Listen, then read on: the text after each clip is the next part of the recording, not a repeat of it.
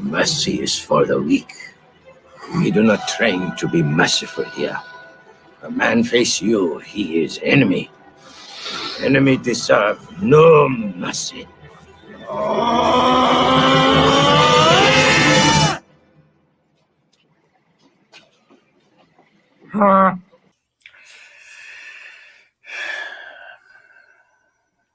To be honest, I'm not sure if it's just complete and total arrogance, if it's a lack of creativity, if it's an institutional failure, or it's a lack of empathy. Or could it be the most brilliant and shrewd business move in the history of business moves? I'm not sure. But if it's this and that they're going by. He taught me, keep your friends close, but your enemies closer.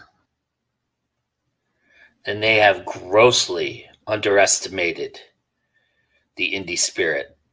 That little farce you played with my sister. You think that could fool a Corleone?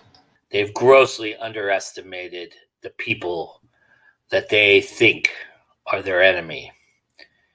Because we weren't. But now that we'll become your enemy,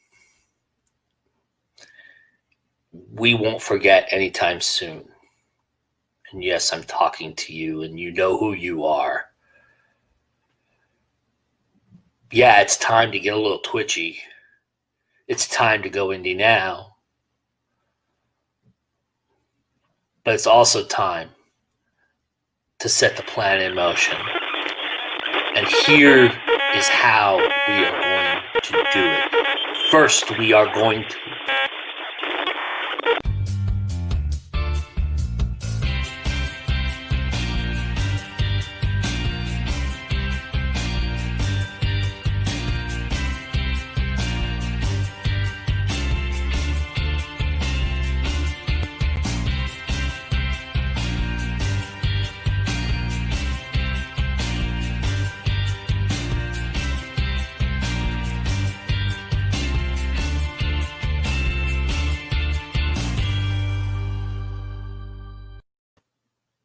Hello, everybody, and welcome to another Joe Gets Twitchy.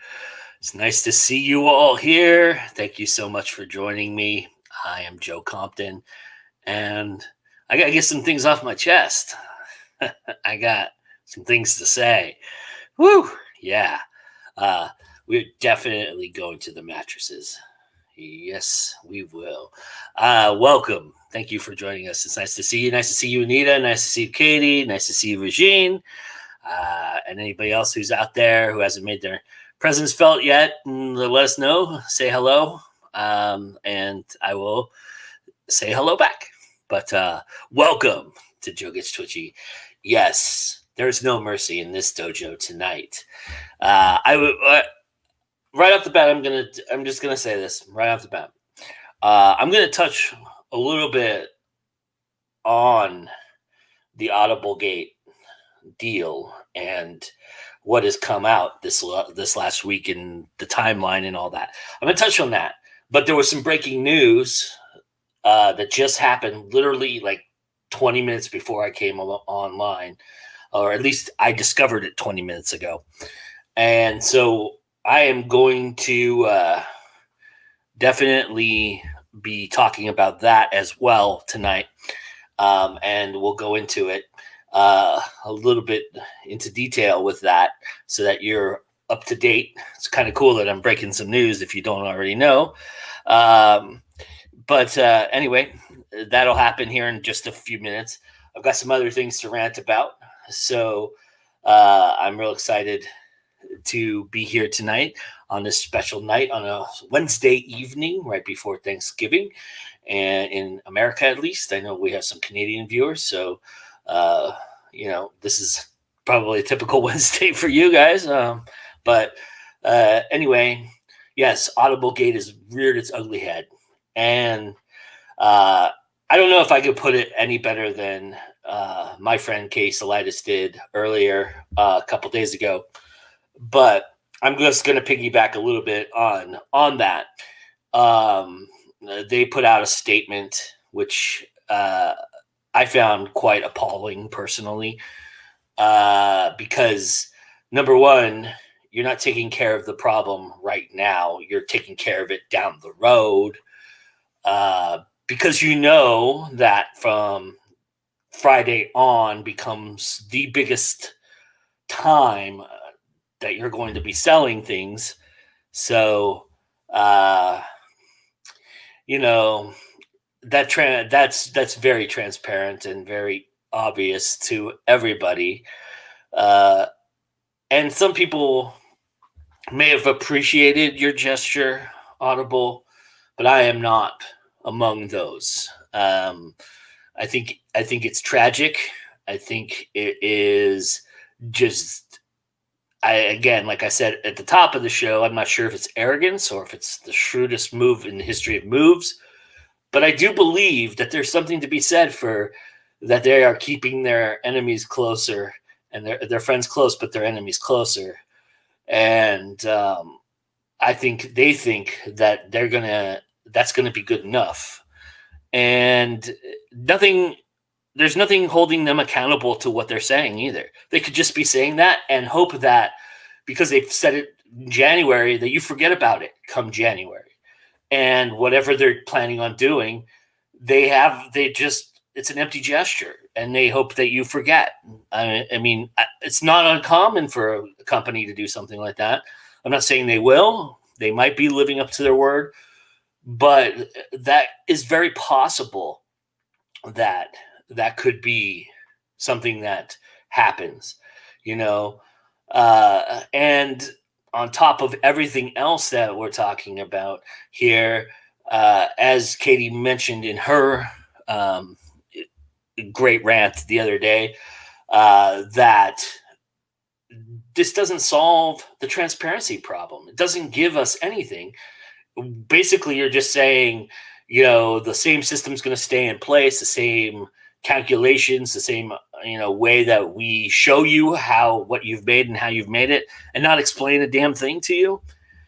That is part of the issue of this whole thing. It also doesn't address the production issue, which is another big key component of this, which is that there are massive delays in productions, and there are things happening that are creating these, timelines to shift, and they massively put out audiobooks without telling anybody. They've done that in the past. I mean, there's all kinds of things wrong with this process and this system that they're not addressing, and nobody, we had some big people make some big, bold moves, as we pointed out on Sunday. Some people that I highly respected, and some people that I highly respected who hadn't made any moves. And in retrospect, I can kind of see why, because they probably saw that there was nothing that was going to happen. But I'm also seeing some, some attrition and some acceptance of this, letter, as if this letter is, a solvent contract that solves everything, and it is not. And anybody who accepts this, just be careful, be very, very careful, and be warned that, this isn't, who's to say that in a year from now, this problem won't be existing again. And this idea that they've capped the refunds and the returns and all this is all just self-indulgent crap. They have just talked and talked and talked. The bottom line is they're not talking. The bottom line is they're just talking. They're not. There's no action behind anything that they've done. They've said that they're going to do this, and they've set a date 3 months. Well, actually, like 6 weeks, 7 weeks from now. And it's just, it's nothing. It's not. They act like they're the they're the ones that have been mistreated here. Oh, we're pillars of the community and blah, blah, blah, blah, blah. What a bunch of crap.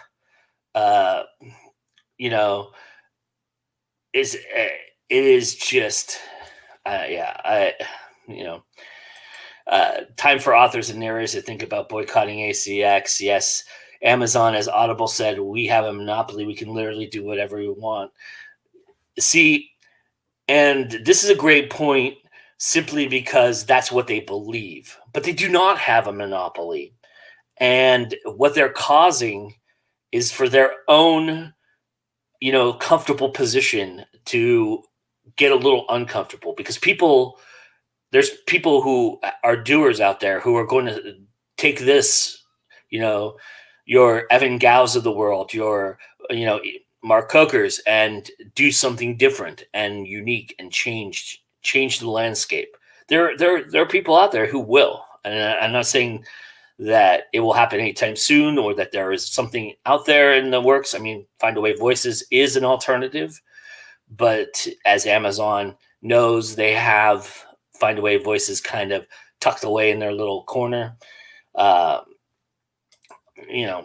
Betting on a company sticking to its word versus profit is not going to get you far in Vegas. Yeah, no kidding.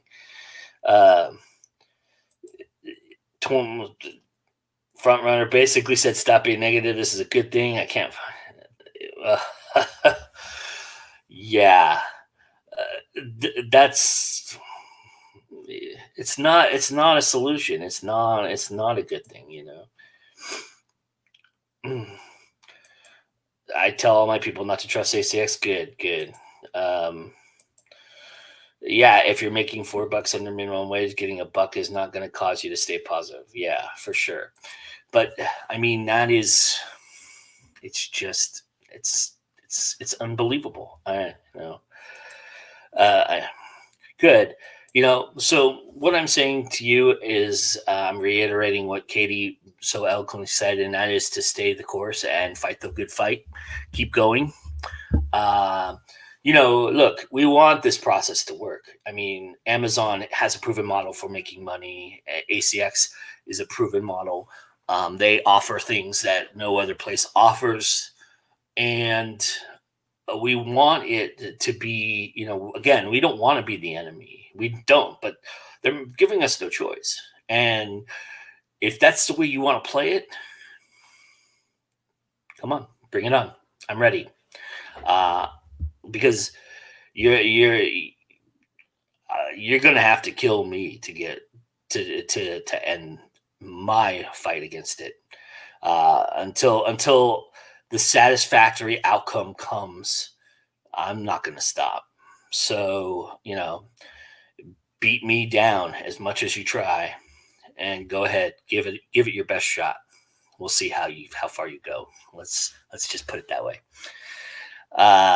So that being said, I don't want to dwell too long on this. This thing is far from, it's just starting, and there's a lot more to come. And we'll see I'll talk a little more about it before January, but we'll see in January just how effective and how real what they say is. And I'm going to hold them accountable to at least that. And if they don't come through, I'm going to call them out. It's just the way it's going to happen. So do what you got to do, but know that this fight's not over, and it's far from over. And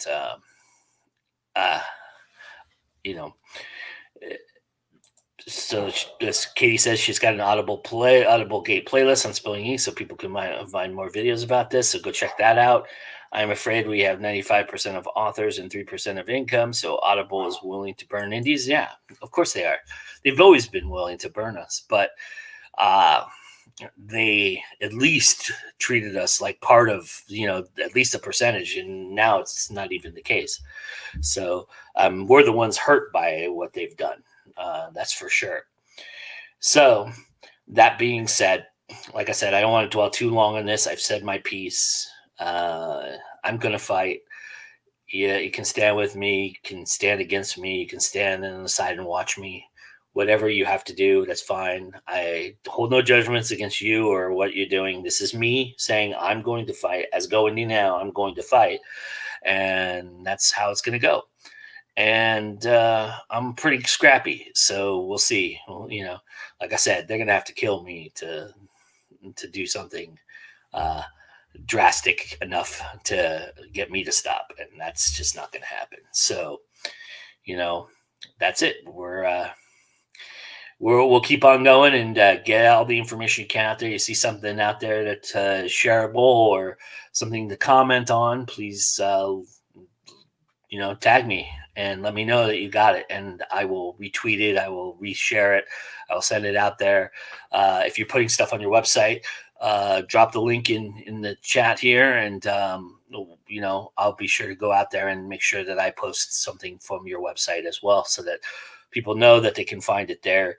But that being said, I don't know if anybody's heard the big news in the publishing industry, but come January, it looks like the Big Five will now become the Big Four.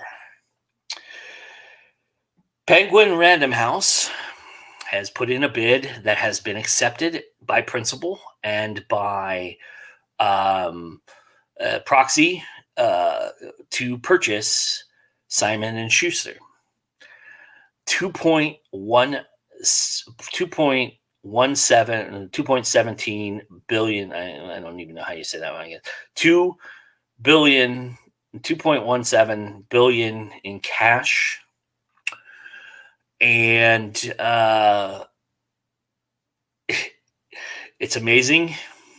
Simon Schuster, an institution that's been around since 1924, probably the most famous roster of any of the Big Five. It's got King.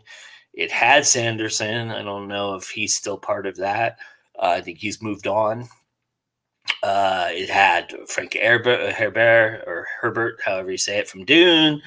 Hillary Clinton, the Obamas. I mean, the list goes on and on. Big heavy hitters in book publishing. And I guess that doesn't mean anything. 1924, institution, tradition. This is okay. Currently, Simon and Schuster. What this merger means is that Random House will now own 70% of the U.S. literary and general fiction market. And as you can imagine, the other three in this conglomerate are not happy about this. There's talk that at least HarperCollins will seek injunction, petition the Better Business Bureau and everybody they can to put a stop to this. I think SEC. They'll go to the SEC and try to put injunctions and file lawsuits. The Authors Guild has come out against this, and here I am as a little old indie, and I am joined by a bunch of other little old indies, and this just makes me want to drink and smile. Tigers eating their young. It was inevitable. This was going to happen because greed is good. That's the quote, right, from Gordon Gekko. That's what we're all about as a society right now.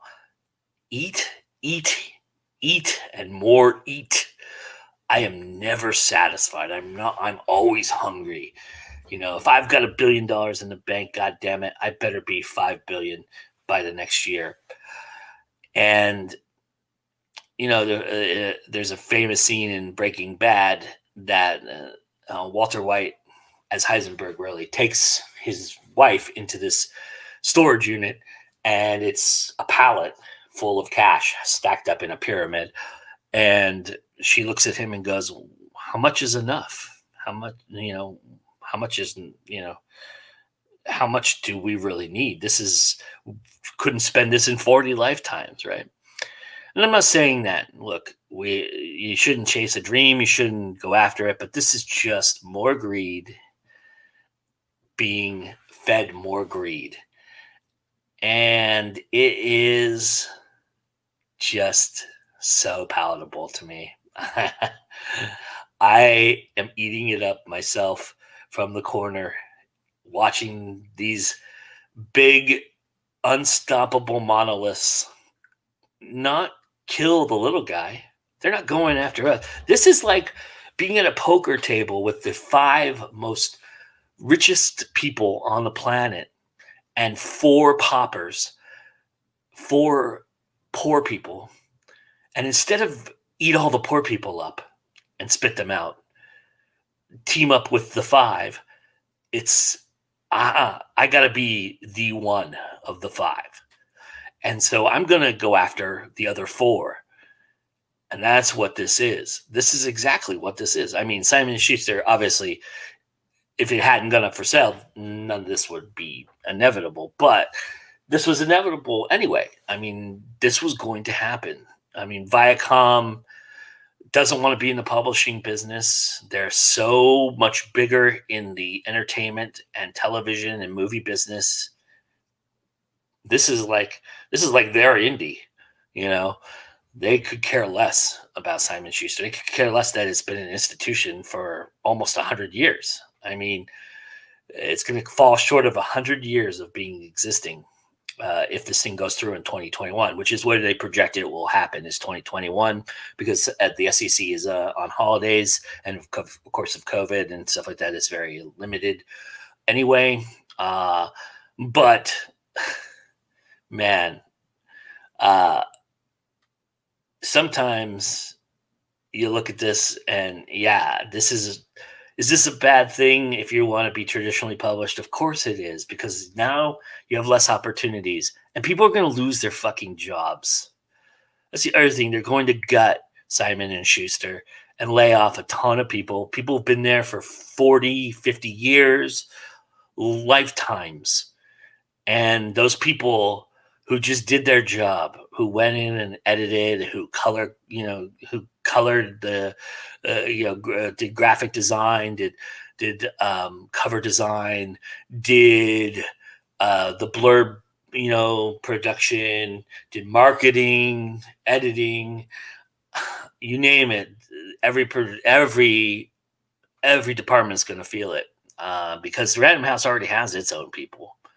So it is going to, it is just going to create a chaotic thing. And, exactly right here. Less options, more monopolies. Isn't capitalism great? Isn't capitalism great? See the fucking smile on my face as I force it? Yeah.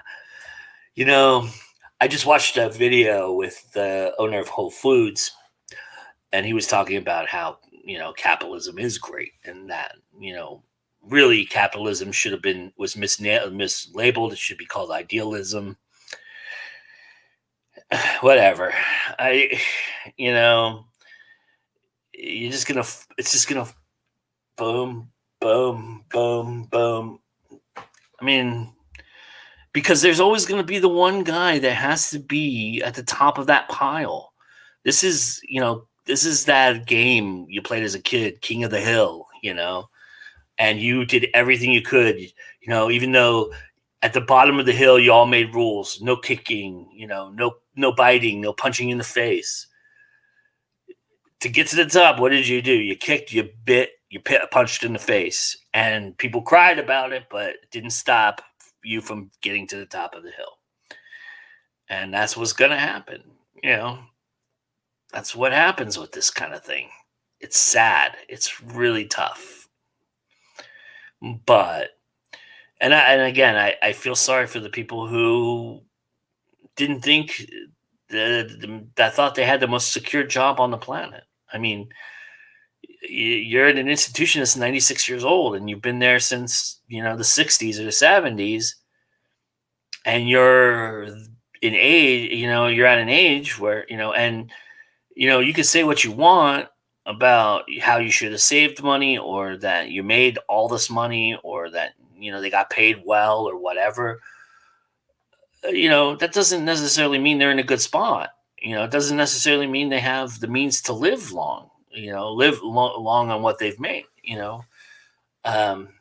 and yeah, that's probably partially on them, but it's sad. It's a really sad thing, but it is the reality of situations sometimes. So it's a big deal. We'll see how that goes. We'll see if HarperCollins throws some punches, and wouldn't that be nice to watch them just beat each other up for a while?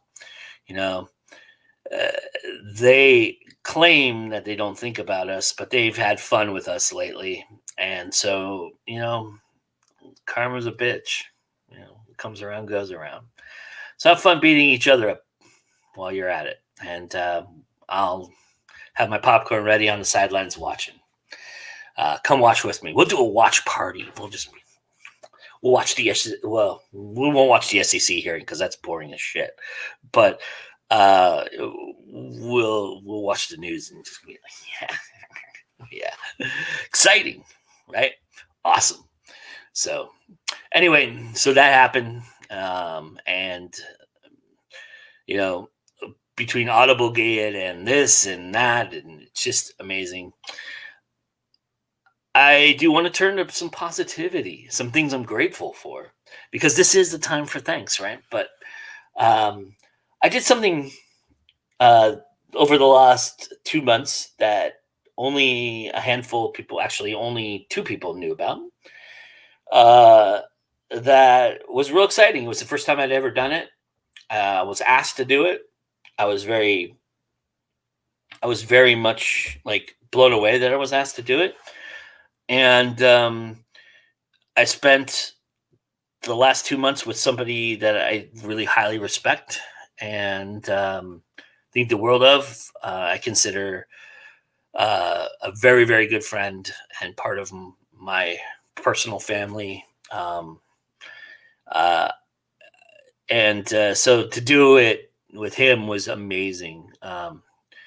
To be able to go through this together, and this was also something he hadn't done before. And I would say even more about it, but I'm not quite sure if I'm bound by confidentiality or anything like that. So I don't want to mention it, but for whom I did it or why I did it. But myself and another author were asked to write the foreword to somebody's book. And in doing so, to write basically a story about us and how we, deal with a certain subject matter that's part of the book. And so we came up with this idea, which I think it was a brilliant idea. And we bounced ideas back and forth, and this was the one that we thought was going to work really well. And we worked on it for a couple months, and we involved somebody else to do some editing for us and to take a look at it. And now it is in the or it's about to be in the author's hands. So when it comes out and when it's around, I'll let you all know who it was. Obviously, you'll know at the time, and maybe that person will announce it and let everybody know. I don't know, but I don't want to say that person. But it was really cool. It was, number one, it was cool working with my friend. It was amazing to do. It reminded me of something of my past that I dealt with a long time ago that I haven't buried, but I've held on to, but not really let it come to the surface. And then I learned more about my friend in the process as well, which was pretty cool. So look for that. I'll let you know when that's happening. But it's always cool to do new things. And when I'm asked to do them, I'm really appreciative of the opportunities. I don't do many interviews because I'm not asked to do interviews. That's just the thing. And I don't force myself on anybody. If I have something I want to promote, I'll find some people that I know I can go to and be on their shows and whatever. And I don't have a PR person or anybody who's watching my back. So I don't do them very often. So when I'm asked, I usually say yes. I mean, it really, I've actually only turned down one in my life. And that was for something that I won't talk about, and the reason why I did it. But if I'm asked to, be a part of something, panels or MC this or do this, I'm always grateful for those opportunities. It means that I did something that that person or that institution enjoyed, and so I take great homage in that and great comfort in that. And so to be asked to do this, even though the person who asked didn't isn't somebody that I would have expected to have asked me, but regardless, I think you guys will enjoy it, and when it comes out, I'll let you know so that you guys can check it out. But like I said, doing something like that and being asked to do something like that, very cool. So I'm really, really grateful for that. And along those lines, I'm going to segue into my next rant, which is something that happens quite a bit. And, something that I have to learn, something that I work hard at is listening. And I'm sometimes good at it. Sometimes I'm not good at it. I like to talk, as you can tell. We're 33 minutes in and I haven't stopped talking. And this is like the 6th show. So obviously I like to talk, but I was, in talking, and it's, I love that, Josh. I'm pretty obnoxious. And anyway, so it's, but I like to help too, and I try to help, and sometimes, I have some issues with words sometimes, and punctuation, and it doesn't always go off the way I thought it might be effective. But here's the one thing that I do know is that if you're asking for advice, if you go online or we're in like a Zoom chat or something like that, and you ask people to, hey, I've got a problem, I need some help, and then you ask to directly be helped,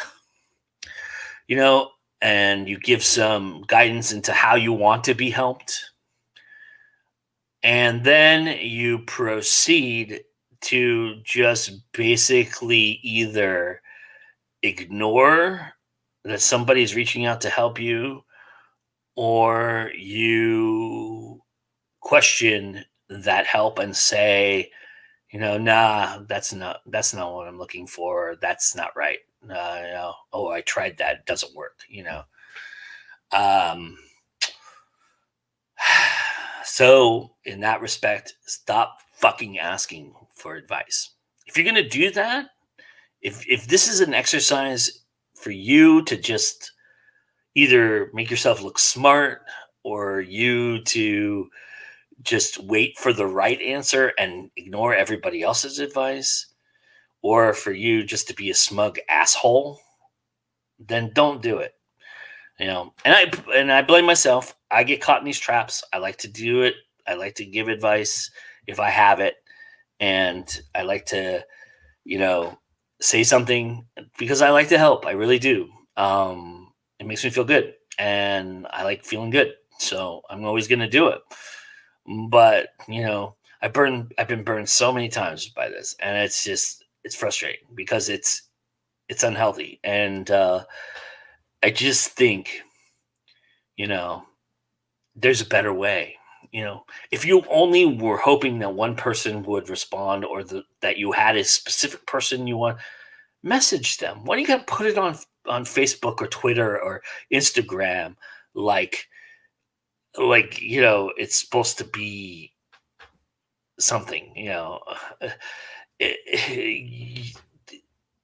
it's amazing to me. Anyway, I'm seeing some things in. They don't want advice. They want reinforcement of their own thoughts. Yeah, and basically. Some people just want to be healed. Some people just want attention. There's a Bible verse with Jesus talking about people wanting to be healed. He's always asked that question. It's a good one to keep on your forethought. I appreciate that. I really do. But yeah, again, I fall into the trap because, look, if you're going to ignore my advice or you're going to tell me I'm wrong or whatever, that's fine. But I'm just maybe pointing it out to you. Maybe you don't know you're doing it. I don't know. So I'm just ranting about it. If that's how you want to handle it or look at it, that's fine. I'll take my ball and go home. I don't have a problem with that. It's just silly to me. It doesn't make any sense, because you're the one that looks like an asshole by doing that. I mean, I'm sure I'm not alone. I mean, I've seen a couple of chats agreeing with me, that we've all seen this, so it's amazing to me that. So I'm just pointing it out there. If you feel like you're one of those people, maybe take a look at what you're doing, and maybe it's cool to, again, it goes along the lines of being asked for stuff, and if somebody comes to me directly, always talk to them about it. I never shy away from that. And yeah, maybe you don't know me, so you don't trust me or whatever, or the person you don't like the person that answers, even though you have no control over who answers. I can understand that a little bit. I get that. But still, being humble and accepting and kind of listening, I think, yeah, will go a long way for you. I really do.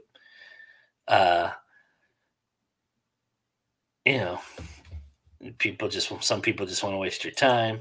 Don't get on Joe's bad side if you call him dumb for giving some help. Don't expect him to include you in any of this. No. I don't have grudges against people like that. That's fine. I just think it's silly. I just don't get it. That's all I'm saying.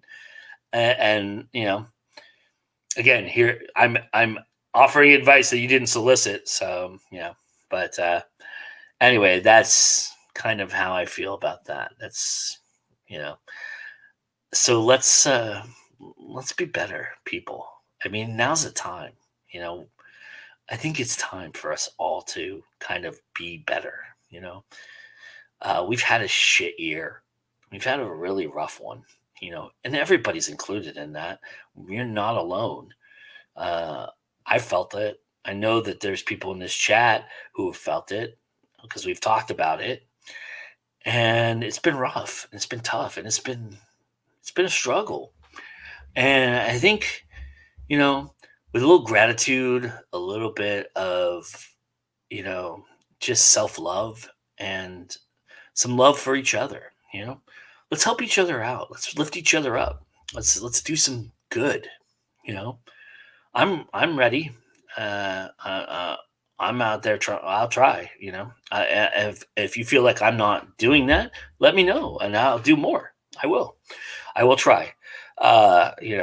Some things people ask me to do, I just can't do because of situational or time, or you're doing something at the time that I'm doing something, and I've already planned that, and I've got other people involved.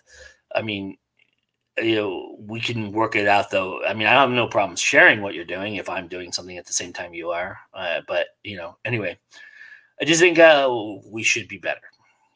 And that's what I'm looking for. So if you're that person and you don't know you're that person, you look at yourself a little bit and say, you know what, you're right. either, I mean, you don't have to accept the advice either. I mean, people give shit advice just as easily as they do, you know, try to, be shitty about the advice. So, and I was thinking about in being better, how technology has kind of come up on us a little bit. And there's a lot of good things that technology has done. And there's a lot of good things. I mean, we all wouldn't be here without technology. I wouldn't be, and Go Indian Out wouldn't be, for sure. And there's great things about it. But something that I noticed the other day, because I was looking for it, and around this time, and I hadn't thought about it in a while, and that's kind of also, an issue. But I was thinking about this the other day, and for a lot of us, TV doesn't exist anymore. Cable TV. We've all gone to like YouTube TV or Sling or something to that effect, right? And or we've bugged that out completely. And we're on Netflix and Hulu, and we're doing our own thing. We're on Peacock, we're on HBO Max, whatever you're streaming. But there's a lot of streaming services out there, right? And I'm sure you can find it on one of them. I'm sure CBS All Access has this. I think they're the ones that own the right to it. But I was looking for You're the Great Pumpkin, Charlie Brown, the other day. I was thinking to myself, tonight on CBS, when I was growing up, because there was only CBS, ABC, and NBC when I was growing up.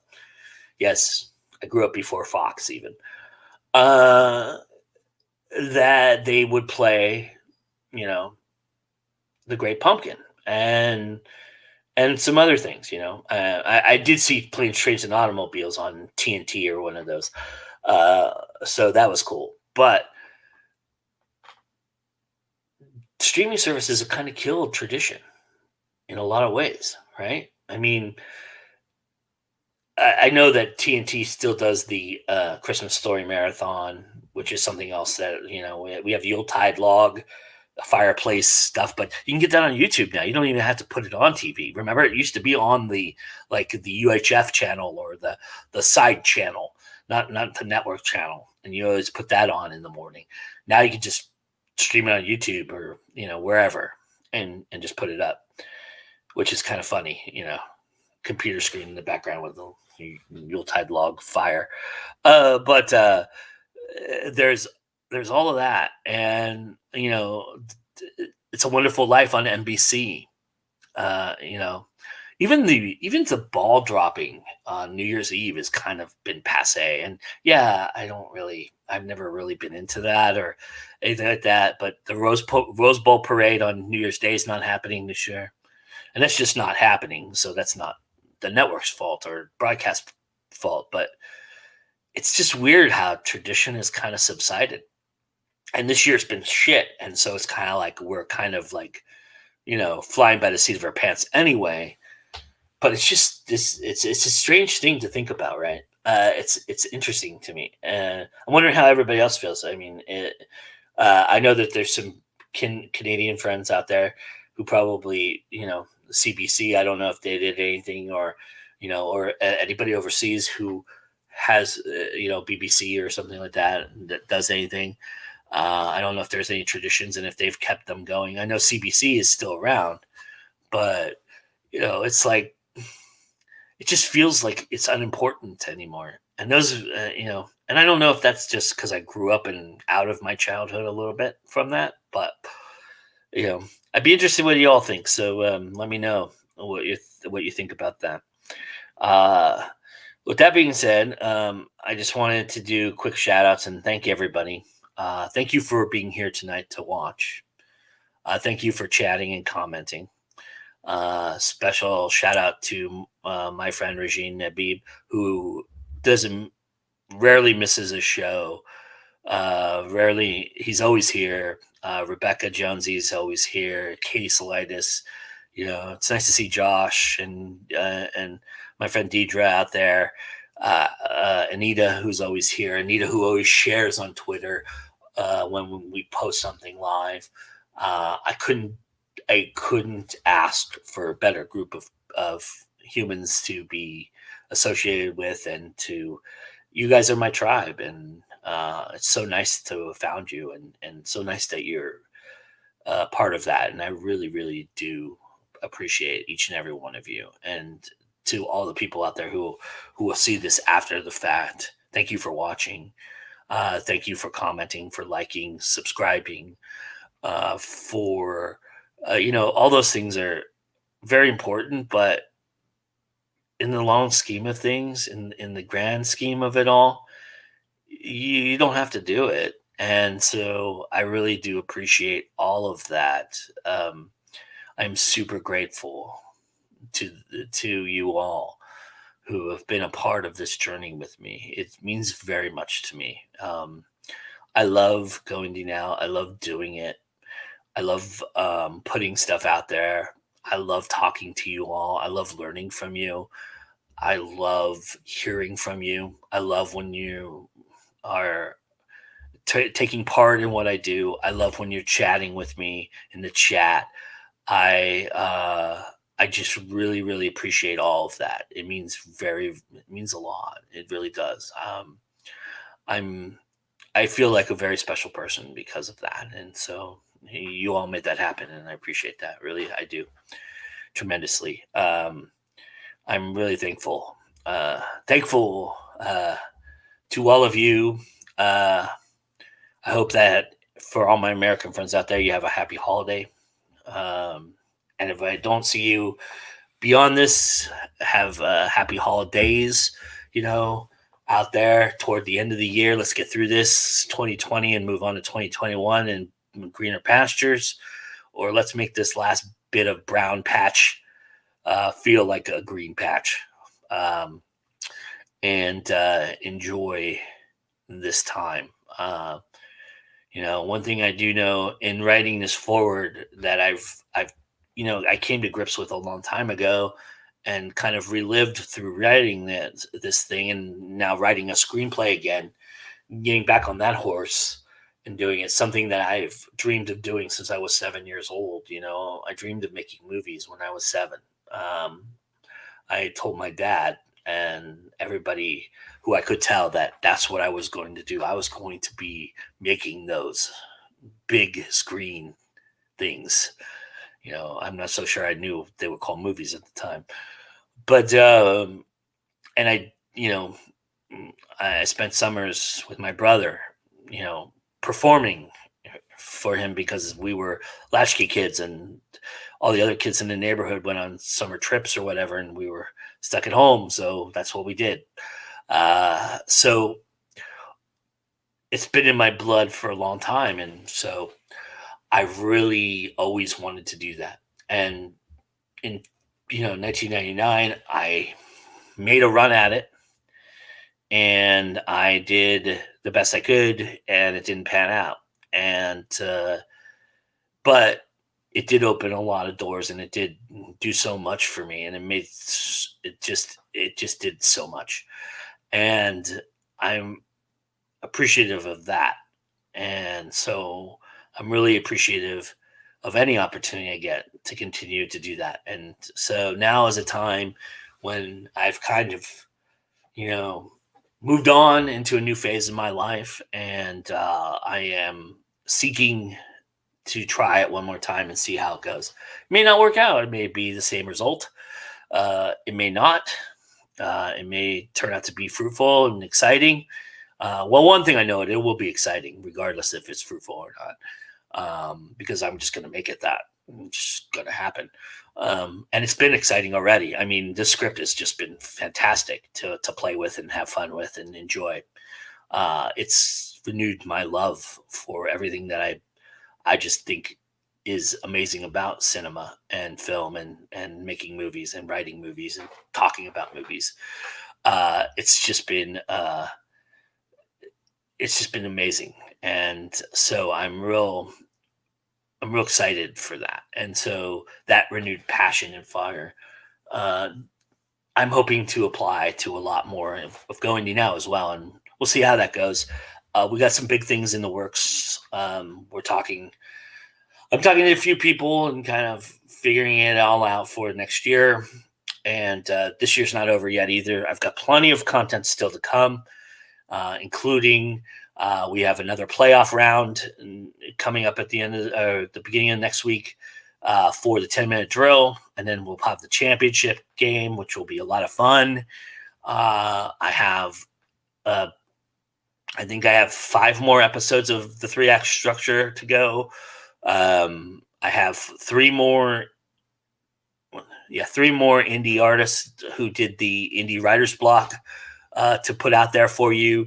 I have 3 more origin stories to tell, one of which will be this weekend, which I'll talk about here in a second. And I have also 5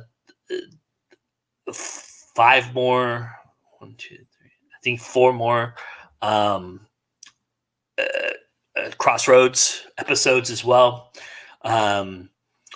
And we have some international indies episodes. So there's a lot more. And of course, This Week in Indies will go all the way to the end of the year.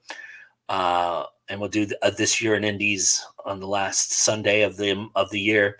Or maybe we'll just call it this shit year in Indies. I don't know.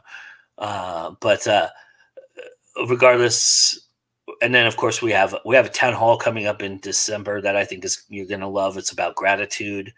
I'm real excited about that one. We've got more coming. I mean, I'll do some twitching. I'll do some more twitches. I'm sure there's things that are going to make me want to rant some more, and I'll do more of that to come as well. Let's go through some of these chats here while we let me get some of these comments out there so that let's see. I missed the great. Yeah, man, I do too. I couldn't find it. I'm hoping Amazon. Well, I'm kind of staying away from Amazon, even though, it's hard not to. But maybe I'll go back there, and if they have the Great Pumpkin, maybe we can break some bread a little bit. But I had a great response, but it got auto censored. Happens frequently. Sorry, Rebecca. You'll have to tell me off air what you were saying. I'll relay it to everybody. But if you want to message it to me right now while I'm reading, I'll relay it to everybody. I'm sorry that you got censored. Traditionally speaking, I think in a year like this, we're not sure, and there's no flagpole. Things are changing fast. When this is over, I think they'll be back for more. Yeah. Ditto. Hope your day of thanks is terrific. You too, my friend. It's nice to see you. Thank you for being here. I really appreciate it. We love you, Joe. Love you too, guys. Love you. Love you, Spilling Ink. Awesome. This Thanksgiving, I'm specifically I'm prompted earlier today. I'll say it in public. Thanks, Regine. I appreciate that, man. That means a lot. Least we can do for all the support you give Indies. You're the best job. Thank you. CJ, we all got your back. Yeah, I appreciate that. I really do. That means a lot. Thanks, guys. You will do well. I'm looking forward to the process. Don't sell yourself short, my friend. You will do this. Thank you. I will try. I will give it a go. I'm not sure what that means. I'm a little out of there. Rebecca just messaged me what she said. I was talking about ball dropping, and yeah, that would get censored. Something about balls dropping. Yeah. Just let your imagination run wild from there.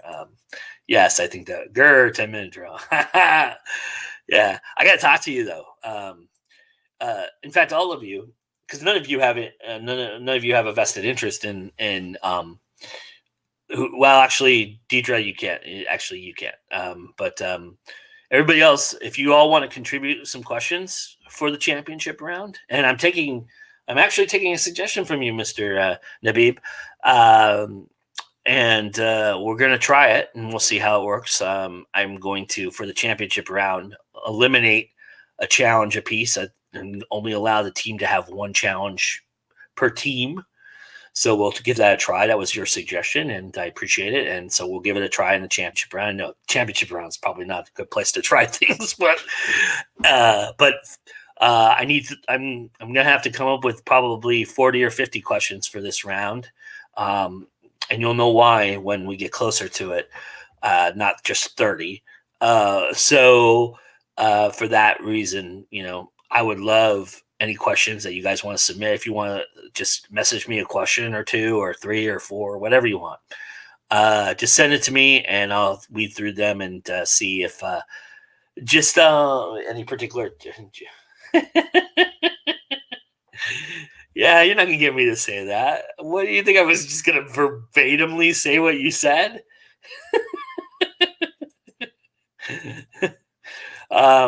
Any particular topics? Yes.